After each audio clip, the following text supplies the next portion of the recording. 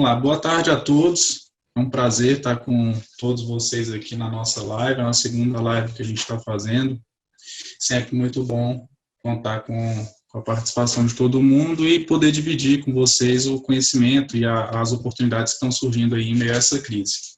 Então, agradecer em primeiro lugar a presença de todo mundo, dizer que eu sou o Arthur Coelho, eu sou gestor de negócios corporativos na Adaptive. Estou na Adaptive já há 9 anos. A Adaptive e Rasen, nós somos um grupo hoje formado por essas duas empresas, onde a Adaptive tem um foco maior no posto de combustível, o nosso carro-chefe é o Petros, que é um sistema de gestão de postos, e a Rasen tem um sistema de empresas de material de construção e afins, então ferro e aço, tudo isso, a gente atende com sistemas da Rasen. Hoje a nossa live vai falar sobre as oportunidades tributárias que o governo está que estão surgindo, né, estão sendo determinadas pelo governo para aliviar um pouco aí a pressão dessa pandemia. Então, o Rudy e o Vinícius são os sócios da Booker Contabilidade, eles estão aí para abordar esse assunto com a gente. Vou passar a palavra aí para o Rudy, apresentar um pouco a empresa, ou para o Vinícius, não sei quem de vocês aí vai iniciar, mas para apresentar um pouco da empresa e iniciar aí o bate-papo sobre o tema fim da gente falar hoje. Vamos lá.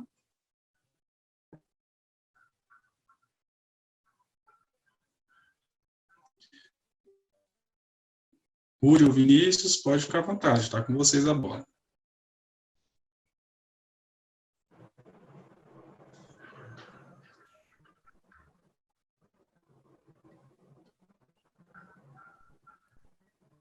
Oi, Arthur, beleza? Obrigado. É um prazer a gente estar nessa segunda live aqui com essa parceria, né, da Rasen Adaptive com a Booker.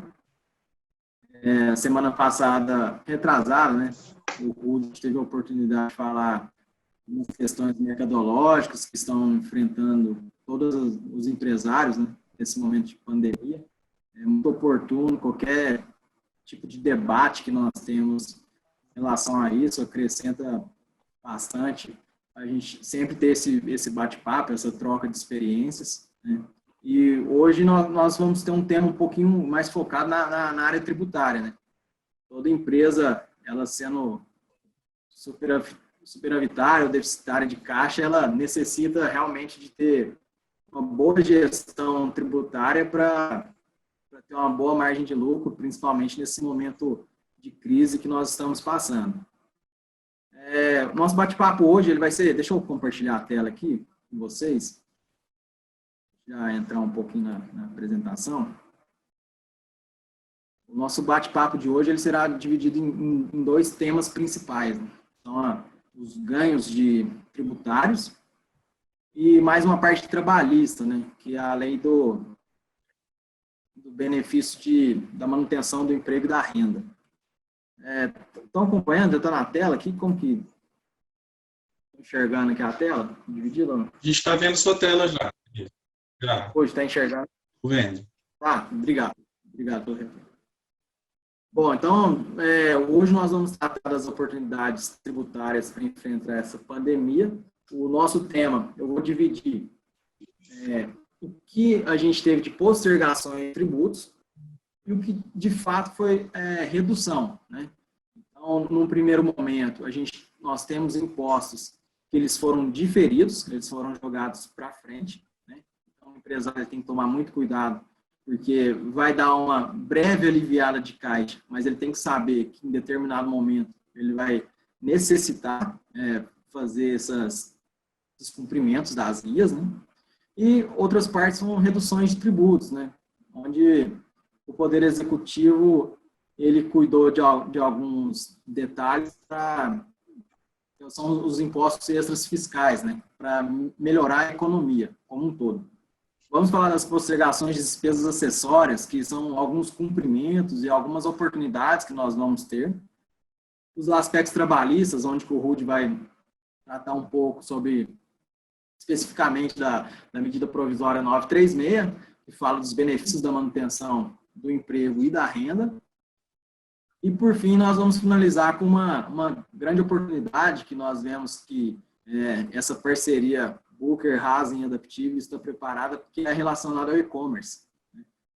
O meio, a forma de fazer negócio em frente à pandemia acelerou alguns processos que até então vinha andando, não que seja devagar, né, mas deu uma acelerada em grandes passos para o que a gente já postergava daqui 5 meses, né?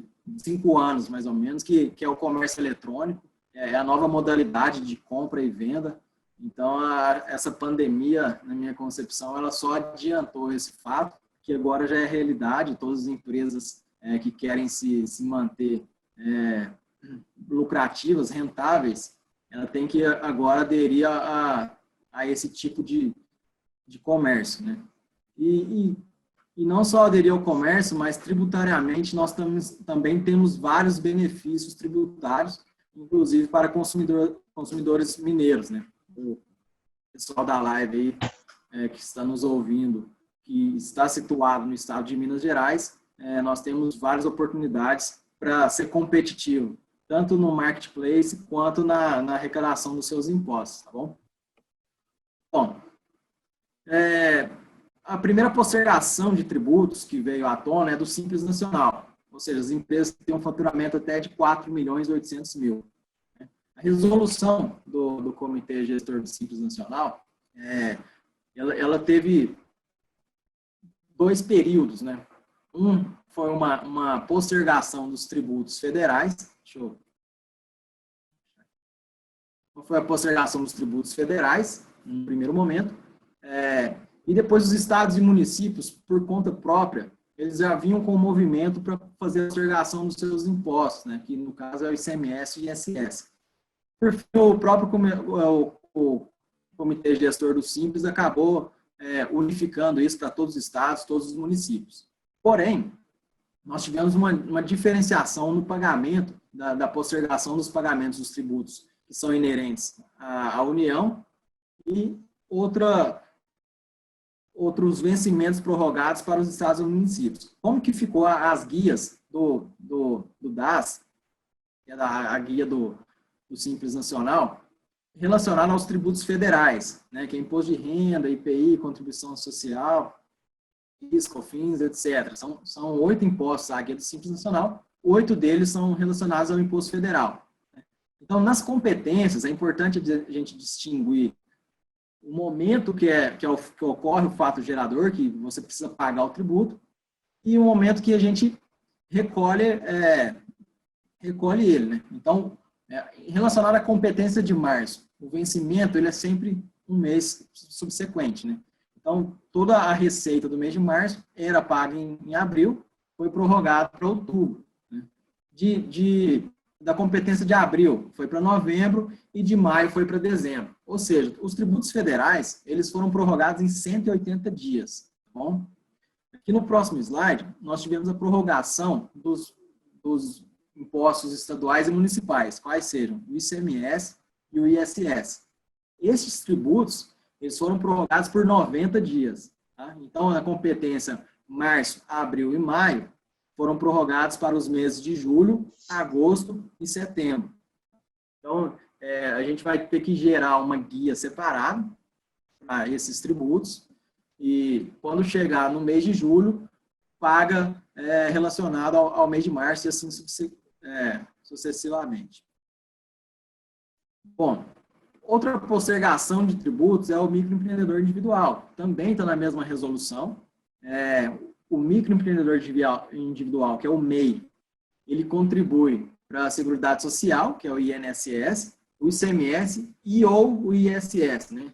Dependendo da atividade do MEI, ele paga o imposto estadual ou o municipal e, dependendo da atividade, ele paga os 2 tributos. Também, nesse caso, ele foi postergado os 180 dias, né? Então, as competências de março, abril e maio, os pagamentos dos seus tributos serão em outubro, novembro e dezembro. Postergação de tributos das contribuições previdenciárias. No caso das contribuições previdenciárias, nós tivemos a postergação apenas das competências de março e abril. Então, originalmente era vencimento em abril e maio, nós tivemos a prorrogação para o mês de agosto e outubro, né? Então, aqui a gente pulou o mês de setembro, segundo a medida provisória que foi sancionada, foi para dar um fôlego a mais para o contribuinte. Eu coloquei uma exceção aqui da contribuição social, porque é um tipo de contribuição que não...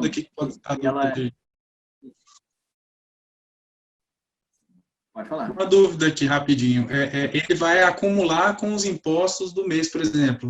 Abril vai acumular com o imposto que seria de agosto, os dois vão acumular naquele mês. É isso aí, né? Ah, perfeito. Essa informação ela é importante porque para o empresário tem que se preparar. Quando chegar a competência de julho, essa pergunta foi muito importante, porque quando chegar a competência de julho, o vencimento de julho vence em agosto. Então, em agosto, nós vamos pagar dois recolhimentos, né? Um referente à competência de março e outro referente à competência de julho. Em setembro, que pulou, setembro ele só vai pagar em relação à competência de agosto. Em outubro, novamente, nós vamos recolher relacionado a duas competências, né? Abril e agosto.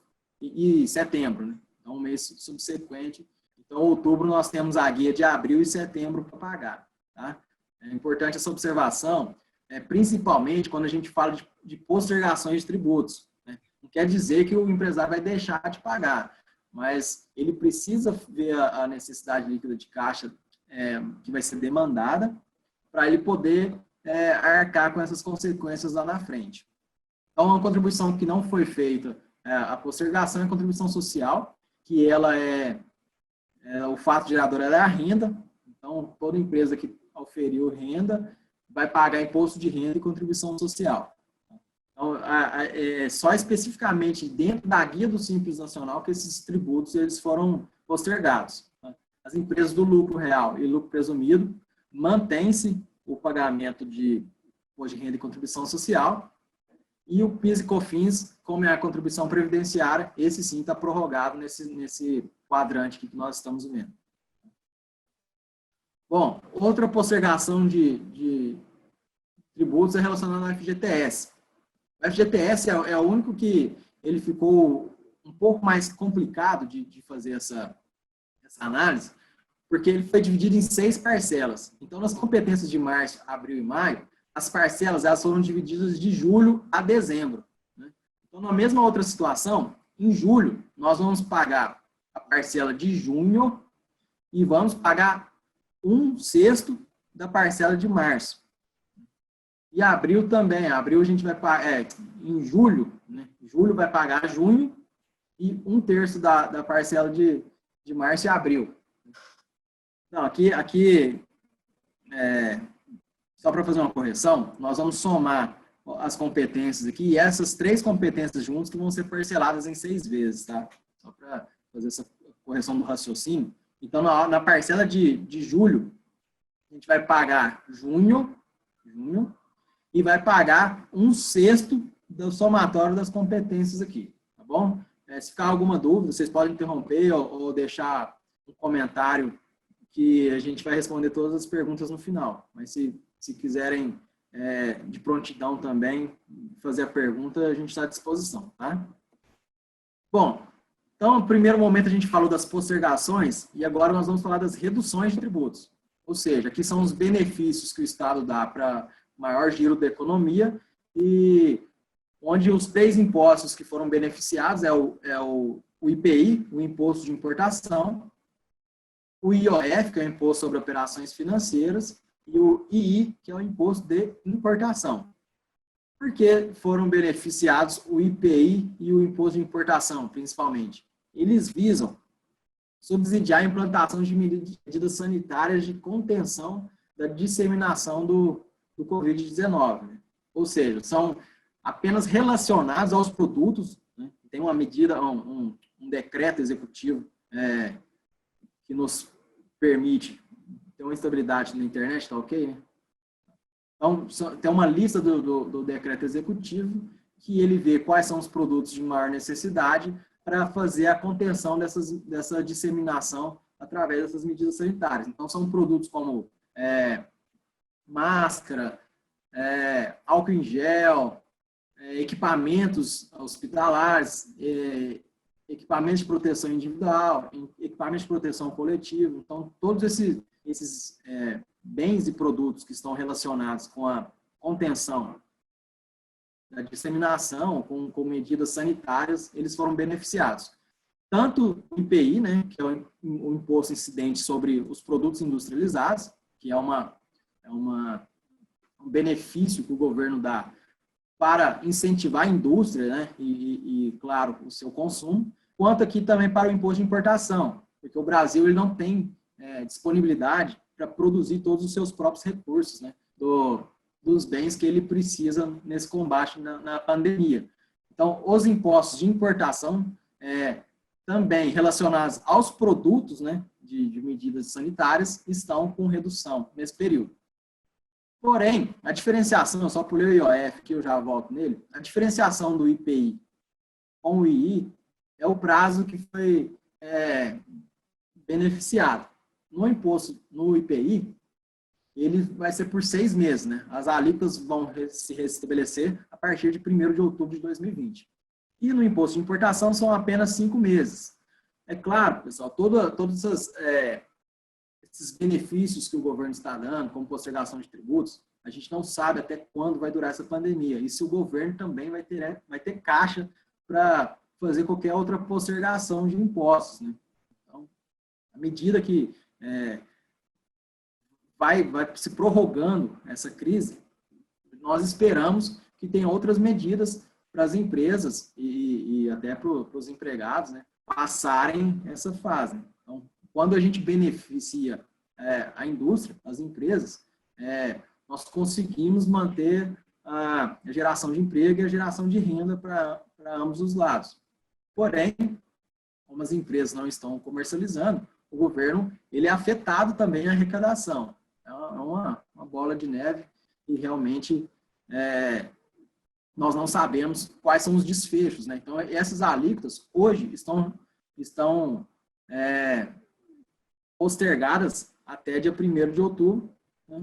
Mas não sabemos até quando se vai ter uma nova prorrogação. E o imposto, o IOF, ele teve uma redução de alíquota zero, né, para as operações contratadas do dia 3/4 até o dia 3/7. Então, são 3 meses de prorrogação das alíquotas do IOF, inclusive IOF de câmbio. Aqui nós só temos a exceção do IOF de cartão de crédito, tá?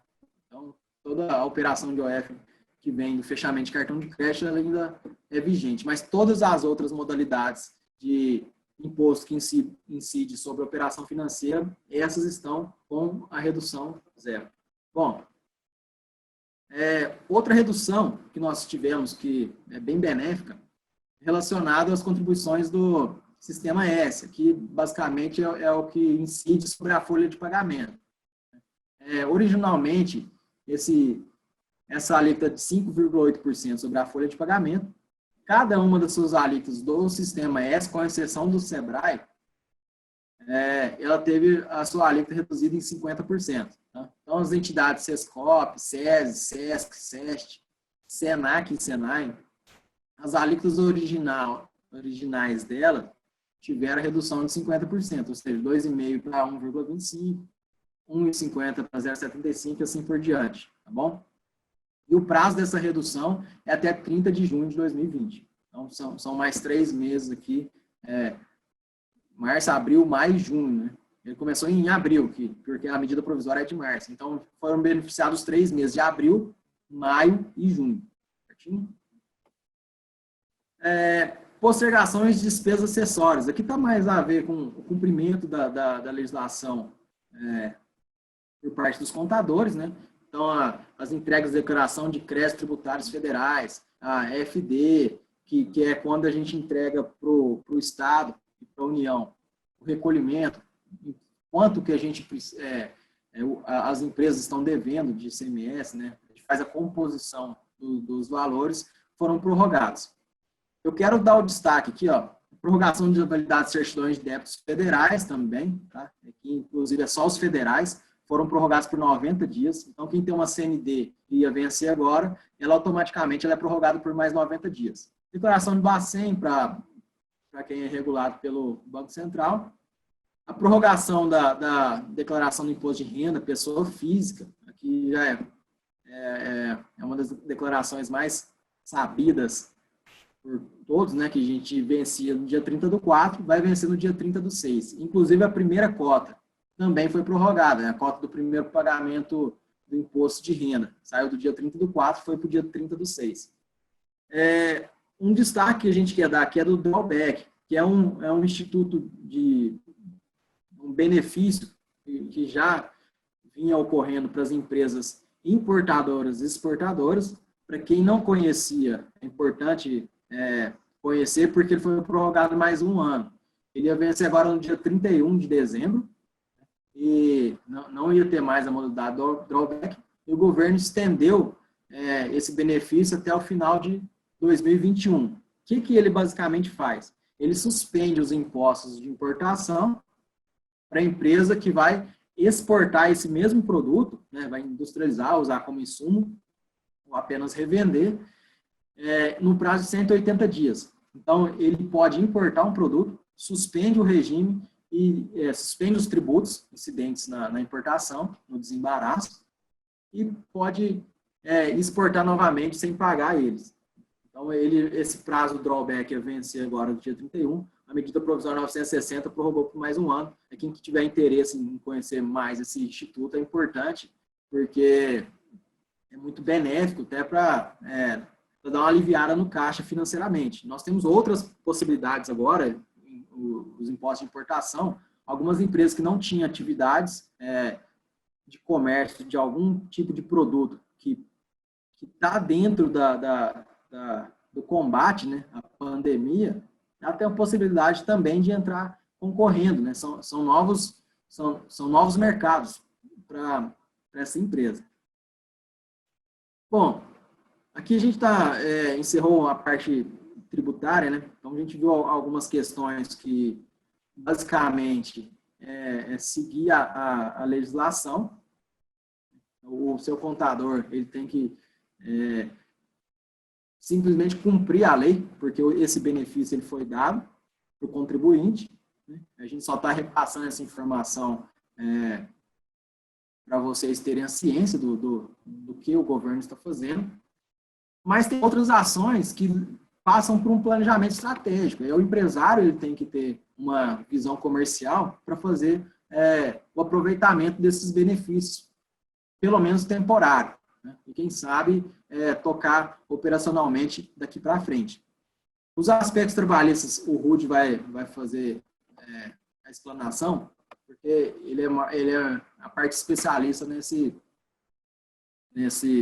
matéria, e ele vai dar continuidade daqui em diante, tá? Por fim, no final da explicação, quem tiver alguma dúvida trabalhista, pode deixar no chat a pergunta, a gente vai repassando com maiores detalhes, tá bom? Rudy, contigo. Boa tarde a todos. Nós vamos falar agora um pouco aqui sobre a medida provisória 936 e quais são os efeitos dela, né, para as empresas. Essa medida provisória ela trouxe 3 pontos principais: a redução proporcional de jornada de trabalho, a suspensão temporária do contrato de trabalho, essas duas dizem mais respeito ao empregador, e o benefício emergencial de preservação de renda e de emprego. Essa é a parte que pega mais para o empregado, que é como o governo vai fazer a compensação das perdas de renda que os funcionários terão, né? Nós vamos focar nos 2 principais pontos, que são referentes à parte do empregador e a parte do benefício emergencial. A gente deixou no material, se alguém tiver alguma dúvida, está toda lá a explicação, mas como são mais cálculos de como que é feita a compensação por parte do governo, nós não vamos entrar muito nesse aspecto. O primeiro ponto aqui,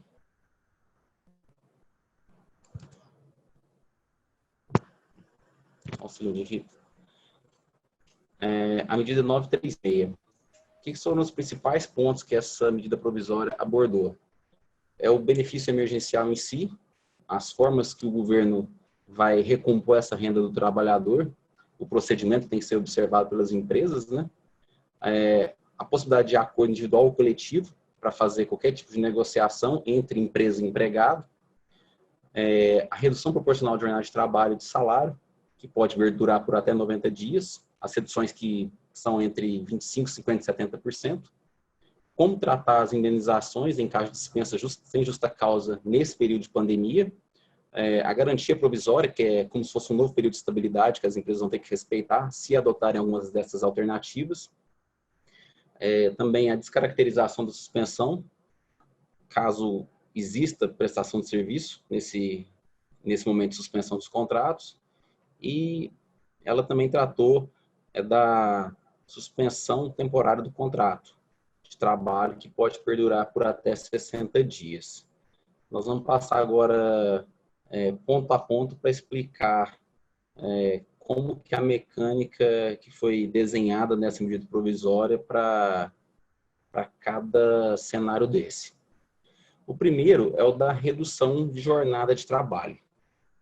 Essa redução, a gente entende que seja para empresas que tiveram perdas, mas que não chegaram a parar totalmente o movimento delas.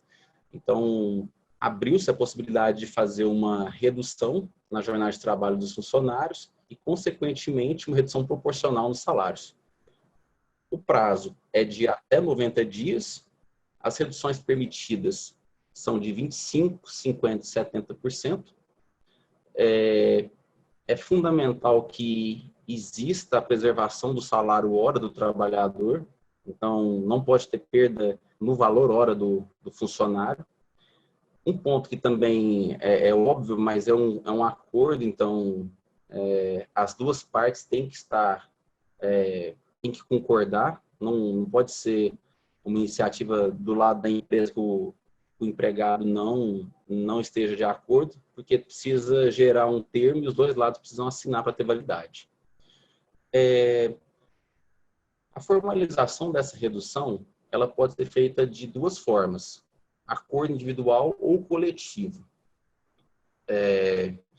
Esse acordo individual ou coletivo, ele funciona para empregados que têm salários de até 3 salários mínimos, um salário mensal de até 3 salários mínimos, ou seja, R$ 3.135, ou para funcionários que tenham diploma de nível superior e que recebam 2 vezes o limite máximo de benefício do INSS. Isso aqui dá um salário mensal de R$ 12.200. Então, essas duas categorias de trabalhador, quem ganha até 3 salários mínimos e portador de diploma que ganha acima de R$ 12.100 por mês, eles podem fazer um acordo individual ou coletivo com o próprio empregador. Aqui não precisa da intermediação do sindicato. A empresa faz o acordo, formaliza e depois tem um prazo de 10 dias para enviar para o sindicato. Mas, a princípio, ela pode negociar isso diretamente com os empregados. Os empregados que estão nesse meio do caminho aí, os que ganham acima de 3.100 e abaixo de 12.100, esses necessitam de intermediação do sindicato. Então, precisa que seja feita uma formalização junto com o sindicato nesse caso. O que a gente tem visto é que, assim, está muito complexa essa questão do sindicato, porque eles também estão parados, né? Então, o que a gente recomenda, nesse caso, é que faça negociação. Se não conseguir entrar em contato com o sindicato, faça negociação, imprime, coleta a assinatura de todo mundo, envia para o sindicato com a R e aguarda a confirmação, que pode vir ou pode não vir, mas a empresa fica formalizada.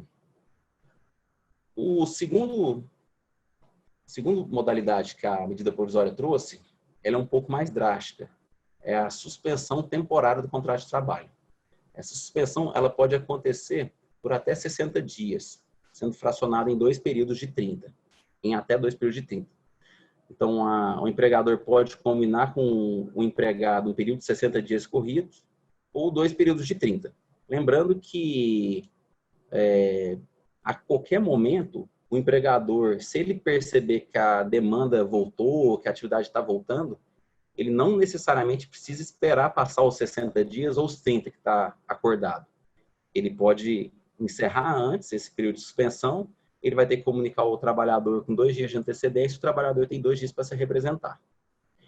Esse benefício da suspensão, ele é cumulativo com a redução. Então, a empresa que está tendo uma queda na demanda, se ela quiser fazer uma redução ali de 50%, 70% ou 25%, e depois que ela perceber que a demanda não está vindo, ela pode emendar com uma suspensão, desde que o período máximo entre redução e suspensão não ultrapasse 90 dias. Então, quer dizer, a empresa pode fazer 30 dias de redução e depois mais 60 de suspensão. Vai totalizar os 90 dias que a medida provisória autoriza. Se ela partir pela suspensão direto, ela só tem 60 dias para fazer isso. Os benefícios, nesse caso, todos os benefícios eles ficam mantidos, salvo 2 benefícios que são intrinsecamente vinculados, né? Que é o Vale Transporte e o Vale Alimentação, ou Vale Refeição. O Vale Transporte, como não vai ter deslocamento, né? O funcionário vai estar em casa, ele não é devido. Já o Vale Alimentação ou Vale Refeição, é importante verificar na convenção do sindicato se teve alguma alteração em função da pandemia. A gente viu que alguns sindicatos já fizeram novas convenções, dado o cenário atual, desobrigando as empresas de fornecer o auxílio alimentação e o auxílio refeição. Mas você tem que ser analisado caso a caso, porque não é uma regra geral a nível Brasil. Pode ter alguns sindicatos que fizeram isso, outros não tenham feito. Então, a empresa tem que analisar para ver se ela pode suspender o benefício do Vale Alimentação ou não. O do Vale Transporte pode cortar de qualquer forma. Já convênio médico, convênio odontológico, esses não. Esses têm que continuar sendo oferecidos. Como vai ter a suspensão do contrato de trabalho e suspensão do pagamento de salário, esse período ele para de ser contado para o trabalhador como período de aquisição para a Previdência Social. Então, o funcionário que não quiser comprometer o prazo de aposentadoria dele, ele pode fazer o recolhimento na qualidade de segurado facultativo, que é aquele que ele vai gerar a guia e recolher por conta própria. Outro ponto aqui que é importante frisar é que aposentados, menor aprendiz PCD e quem está de licença maternidade, funcionário que está gozando de licença maternidade, esses 3 tipos de funcionário, eles não podem entrar nessa modalidade de suspensão de contrato de trabalho, porque eles não vão poder receber o auxílio do governo, porque eles já recebem um determinado auxílio, seja aposentadoria, seja licença maternidade.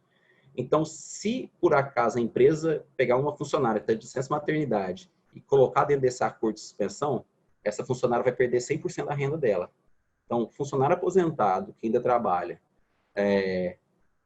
funcionária que está de licença maternidade e menor aprendiz PCD, eles não podem entrar em nenhuma dessas modalidades aqui de forma alguma. Isso pode trazer problema para a empresa mais na frente, porque eles vão ficar totalmente sem renda. A forma de fazer essa formalização é também a mesma da redução. Funcionários que recebem até R$ 3.135 por mês e quem ganha acima de 12.102 e tem diploma de nível superior, 12.202, desculpa, e tem diploma de nível superior, eles podem fazer acordo individual ou coletivo. Então, o empregador pode negociar 1 a 1 ou de forma coletiva.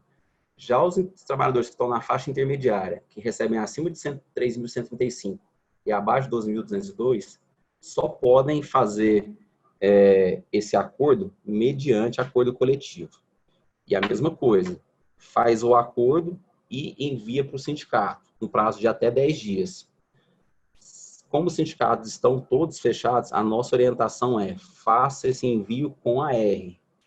Não deixa de fazer não deixa de colocar R nessa correspondência, porque tem que comprovar que foi entregado para o sindicato. No meio do caminho, a gente teve algumas brigas ali que judicializou alguma coisa, né? Que foi o caso do STF entrou no meio e falou que tudo, não poderia ter nenhum tipo de acordo individual, teria que tudo passar pelo sindicato. Mas isso já foi descaracterizado, hoje as empresas podem fazer esses acordos seguindo o que está na medida provisória. Tem mais 2 pontos aqui que são importantes a gente tratar, que é o principal, a descaracterização da suspensão. Durante o período que o funcionário estiver com o contrato suspenso, ele não pode prestar nenhum tipo de serviço para a empresa. Se acontecer isso, e houver uma denúncia, lógico, a empresa ela vai ter que indenizar todo esse período para o trabalhador e ainda corre o risco de ter alguma multa, né? Então, enquanto o funcionário estiver com o contrato suspenso, ele não pode prestar nenhum tipo de trabalho para a empresa, nem de casa, nem atender telefone, nada. A nossa recomendação é, empresas que fornecem notebook com sistema e tudo mais, inabilita o usuário daquele funcionário nesse período para não ter esse risco. A implicação em caso de descaracterização é o pagamento imediato de todos os encargos sociais e tem algumas penalidades para a empresa. Então, pode ser que todo o ganho que a empresa teve nesse momento, ela perca. E um outro detalhe aqui é que empresas que faturaram em 2019 acima de R$ 4.800.000, elas têm que dar um benefício, uma ajuda compensatória para os funcionários que estiverem com o contrato suspenso. Elas têm que indenizar em 30% do salário mensal do empregado. Então, se a empresa tem um funcionário que tem um salário base de R$ 1.500 por mês, mesmo ela mandando ele para casa, se no ano de 2019 ela faturou mais R$ 4.800.000, ela vai ter um custo de 30% desse salário mensalmente. Ela vai ter que pagar isso para o funcionário para ajudar a compor a renda dele. O restante, o governo vai, através do programa, o governo complementa. Só que 30% é pago pela empresa. Esses 30%, ele tem natureza indenizatória. Então, ele não incide imposto de renda retido na fonte, ele não vai afetar a declaração de imposto de renda do funcionário, ele não é base para INSS, ele não é base para FGTS. É um valor que a empresa vai pagar líquida para o funcionário e também é dedutível do imposto de renda. Então, a empresa que tem ali acima de R$ 4.800.000 em 2019 tem que se atentar a isso também. Por mais que tenha a suspensão total, ainda vai continuar tendo esse custo. Aqui, a questão, como que é feita a formalização do acordo individual por escrito, tem que comunicar ao funcionário no mínimo 2 dias corridos antes. Sempre. Tanto para fazer a redução, quanto para fazer a suspensão, quanto no momento de retornar ao trabalho também. Tem que fazer um aviso para o funcionário para ele retornar.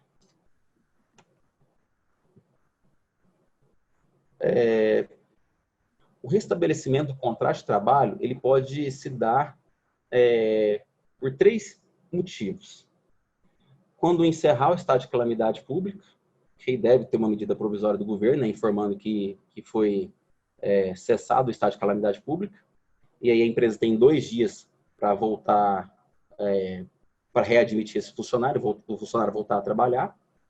2 dias corridos após a data que foi prevista no termo. Então, se a empresa fez uma redução de jornada de 70% por 30 dias, daqui 30 dias, 2 dias depois, o funcionário vai poder voltar a trabalhar.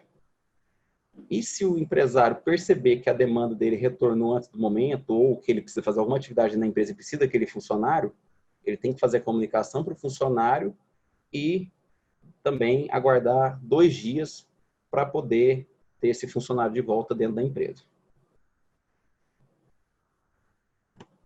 Aqui é falando um pouquinho sobre a ajuda compensatória, que ela não integra a base, que ela tem natureza indenizatória, e o principal ponto é que ela pode ser excluída do lucro líquido da empresa. Então, se a empresa for lucro real, ela vai poder aproveitar essa despesa também. Aqui falar um pouquinho da garantia provisória do emprego, esse ponto é importante também.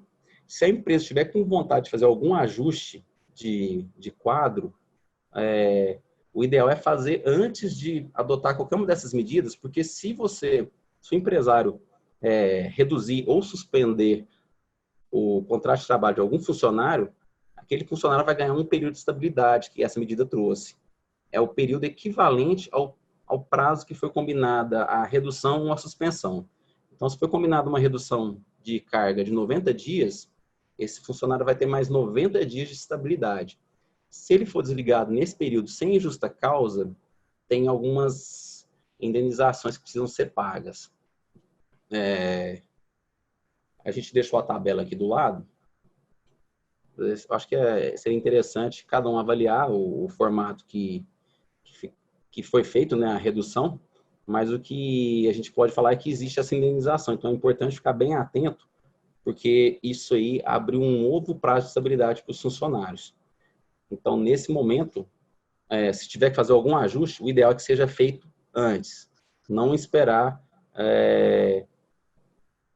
adotar nenhuma dessas medidas para fazer algum ajuste de quadro. Essas são as medidas que a gente considera que são as mais relevantes para as empresas.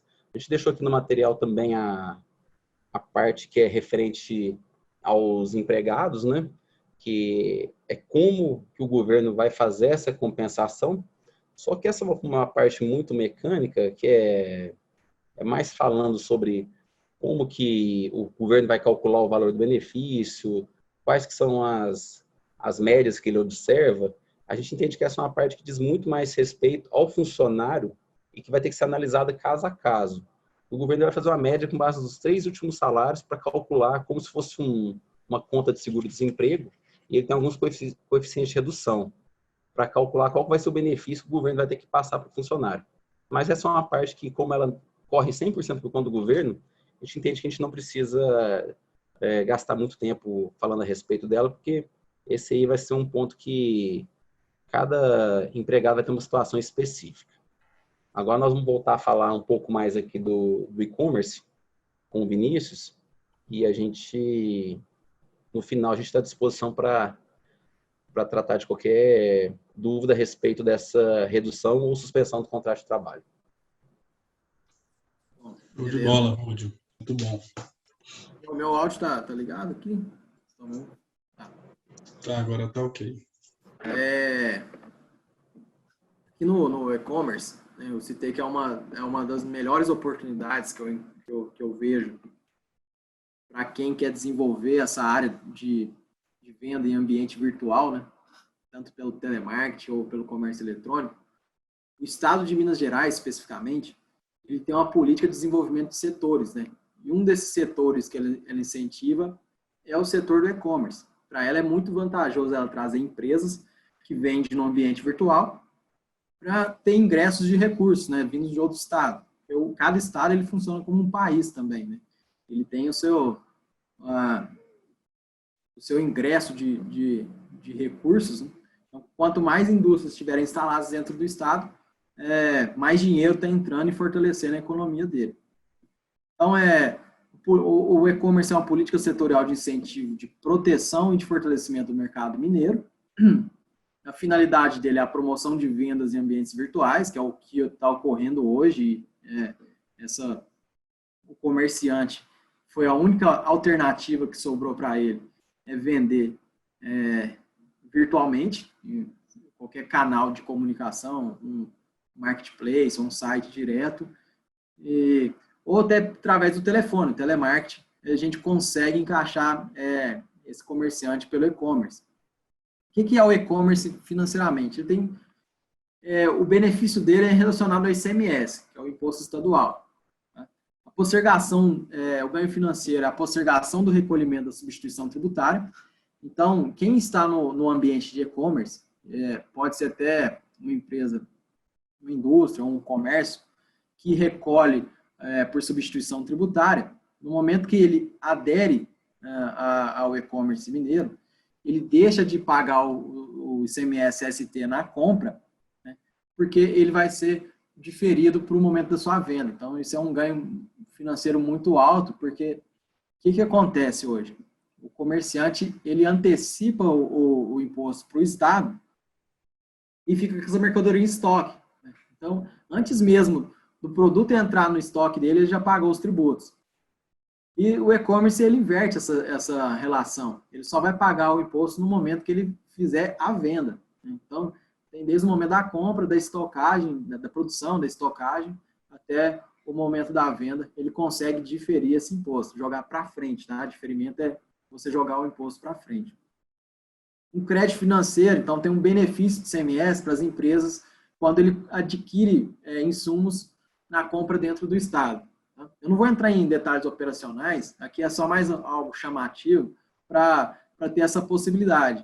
Até então, todos os setores têm um benefício tributário, porém o Estado não divulga, né? Não é uma coisa muito comum. Por quê? Ele divulga na medida que ele está perdendo grandes contribuintes. Tá? Mas o e-commerce, como é uma situação emergencial, nós queremos trazer, porque se encaixa muito no modelo de negócio atual. Então, tem muitos comerciantes que não precisam fazer nenhuma modificação no sistema que ele tem hoje, ele já consegue operacionalizar e pagar menos tributos. O ganho tributário, redução alíquota interna do ICMS de 18% para 6%. Então, a gente está falando aqui de quase de 12 pontos percentuais. Tá? E redução da alíquota interestadual, quando o cara vai vender de Minas para outros estados.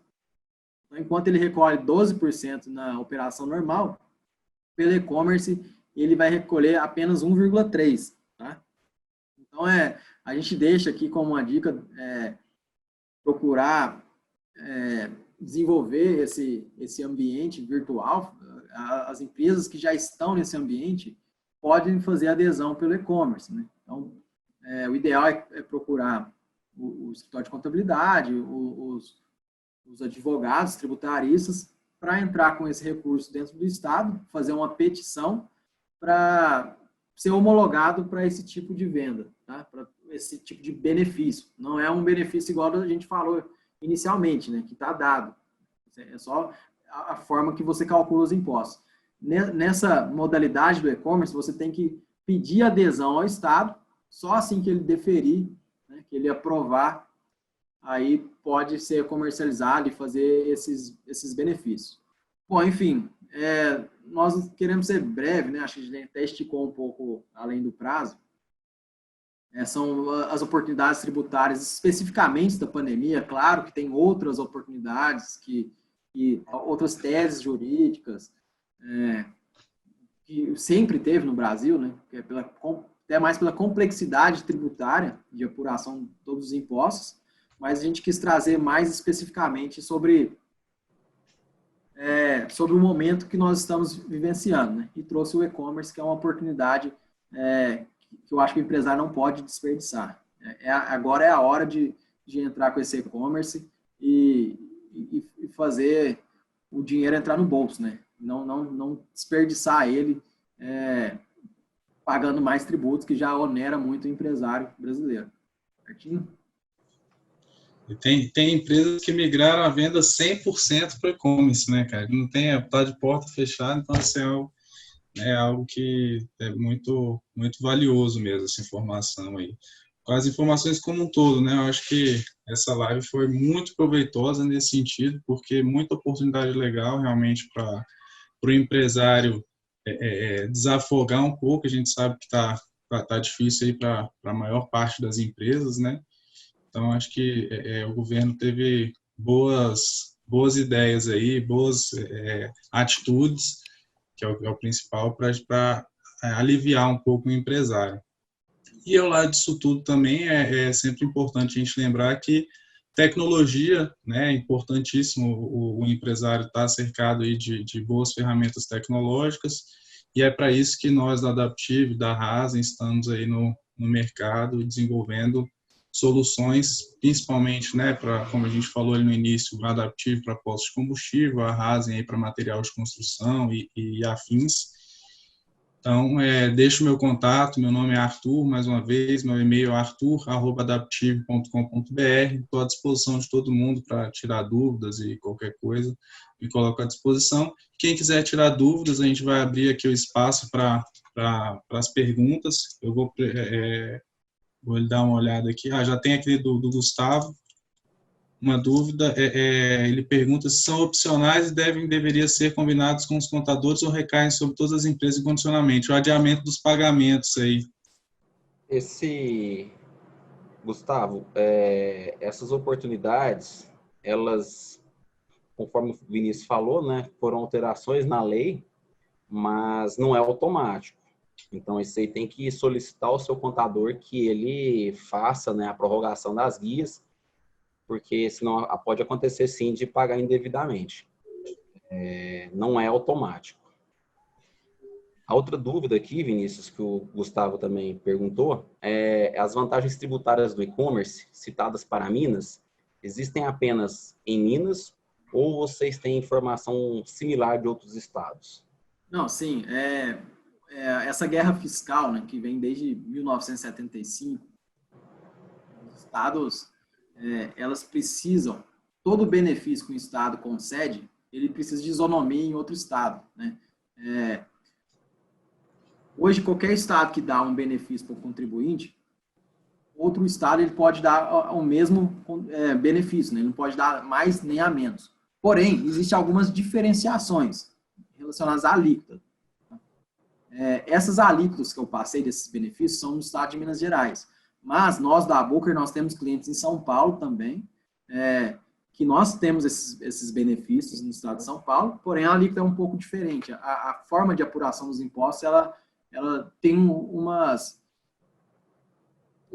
pequenas modificações, mas o estado de São Paulo também, todos os estados brasileiros, eles estão concedendo esse tipo de benefício, porém o contribuinte ele não é divulgado na lei, no decreto que regulamenta o ICMS. Né? A gente tem que solicitar para o estado, pede de acordo com a isonomia. Então, de São Paulo, quando a gente entra com esse benefício, a gente já tem vários contribuintes, clientes nossos aqui do escritório da Booker, que nós já assessoramos.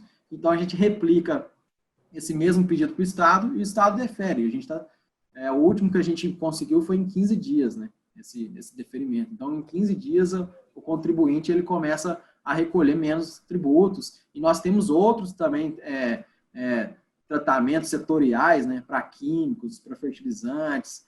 Essas empresas, depende da atividade dele, é bem benéfico. Todo o regime especial tributário do Estado ele acaba beneficiando o contribuinte. Quer complementar alguma coisa? Aqui, Gustavo, assim, o benefício de Minas, ele acaba hoje, ele é um dos melhores do Brasil, tá? Hoje, quando você pega ali a cidade de Extrema, que é no sul de Minas, é onde está concentrado o maior número de e-commerce do Brasil. Então, o benefício aqui de Minas, pela diferença da alíquota, você, em vez de pagar 18, pagar 6, hoje ele é, sem dúvida, o melhor a nível estadual.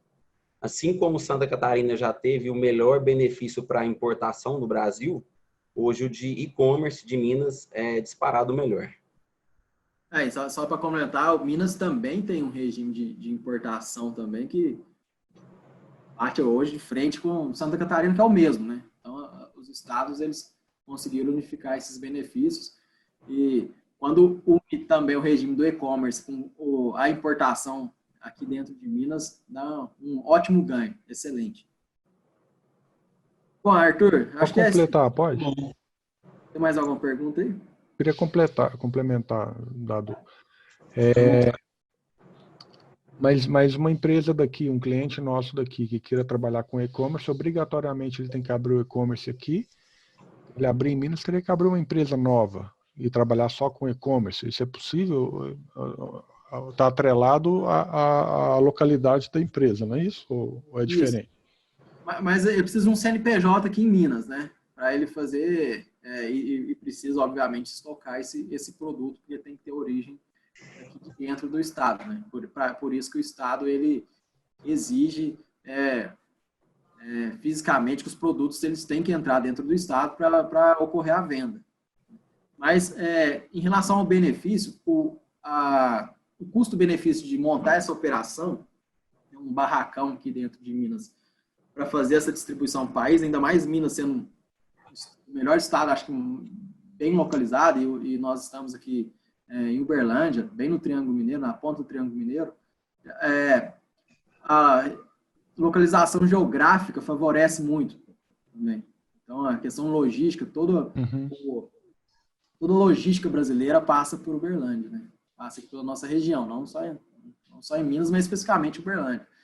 Então, montar um CNPJ, uma estrutura... Já ouvi aqui, falar que Berlândia é o centro do universo mesmo, tem um pessoal que fala isso. O berlandense acha, né, também. Mas é por isso que aqui nós estamos localizados as maiores empresas as maiores distribuidoras, né, do Brasil estão localizadas aqui. Mas Então seria o caso de fazer uma análise se compensaria abrir uma filial só em Minas Gerais para tratar do e-commerce, dessa logística, por causa dessa logística e das vantagens tributárias. Exatamente, perfeito. Exatamente. Tá, beleza. Muito obrigado. Nada. Isso aí, gente. Mais alguma pergunta? Tem mais alguém que quer dar alguma dúvida, esclarecer alguma coisa a respeito do assunto aí que a gente tratou? Que não, né? Bom, Arthur, para finalizar, só agradecer, né? Você já fez suas considerações finais, agradecer a oportunidade, assim como a Rasa Adaptive está se dispondo, a Booker Contabilidade também se dispõe a esclarecer qualquer dúvida. Se quiserem também, não precisa abrir o e-commerce em Minas Gerais, nós estamos disponíveis, nós temos outros clientes em outros estados brasileiros, nós também conseguimos dar o suporte para esse tipo de abertura, e fica à vontade o nosso contato. Também o meu e-mail é vinicius.rosa@bookercontábil.com.br, tá? Vai disponibilizar o vídeo, né? Vocês vão disponibilizar, né, Arthur? Então fica o nosso contato aqui para maiores esclarecimentos que podem vir a ocorrer posteriormente. Obrigado. Vai estar lá no canal da Adaptive Tecnologia, vai estar lá no YouTube, a live disponibilizada. Tá? Ótimo. Então é isso, gente. Boa noite, bom final de semana aí para todo mundo. Obrigado aí, pessoal da Booker, pelas informações valiosíssimas e a presença de todo mundo.